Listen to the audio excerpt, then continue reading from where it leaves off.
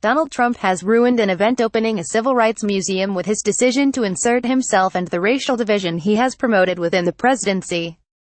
Trump plans to attend the opening of the Mississippi Civil Rights Museum, over the objections of the NAACP, which called on him to pull out of the event. NAACP head Derrick Johnson said his attendance would be an affront to the veterans of the civil rights movement. Now, one of those icons has had enough. John Lewis, civil rights hero and Democratic congressman from Georgia, has dropped out of the event, along with Rep. Benny Thompson DMS. In a joint statement, Lewis and Thompson specifically called out Trump's attendance.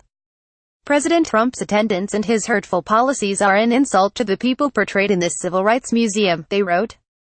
The pair went into further detail of Trump's offense in their statement. President Trump's disparaging comments about women, the disabled, immigrants and National Football League players disrespect the efforts of Fannie Lou Hamer, Aaron Henry, Medgar Evers, Robert Clark, James Chaney, Andrew Goodman, Michael Schwerner and countless others who have given their all for Mississippi to be a better place. They encourage Americans to visit the museum, but only after President Trump departs. Lewis served as the chairman of the Student Nonviolent Coordinating Committee (SNCC) and was one of the 6 leaders who organized the 1963 March on Washington. He was a freedom rider who was assaulted and beaten while fighting for racial justice and equality. Lewis, who has been at the forefront of calling out Trump for his vile views and actions, is the embodiment of an American hero and icon. The reaction to Trump's offensive attendance stands in stark contrast to President Barack Obama's attendance at the opening of the National Museum of African American History and Culture.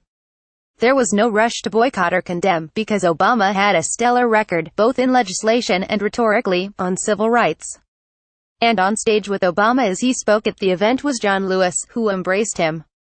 Since being sworn in, Trump has been on a rampage of bigotry, proving those who warned about his racist behavior to have been right all along. After white supremacists killed a woman in Charlottesville, Virginia, Trump described them as very fine people. He also made an impassioned argument in favor of statues honoring pro-slavery Confederates, comparing them to statues of George Washington. At every turn in his presidency, he has sided with the racially destructive and gone to great lengths to attack and deride blacks, Muslims, and Latinos. Early in his tenure, he tried to use a visit to a Black History museum to allay fears about his racism. But the repugnant beliefs are too ingrained in his character for any media event to wash them away. Racism is integral to Trump. It is who he is, and he isn't going to change. He believes that he is above the icons being honored in Mississippi and seeks to ruin the ceremony to satisfy his ego.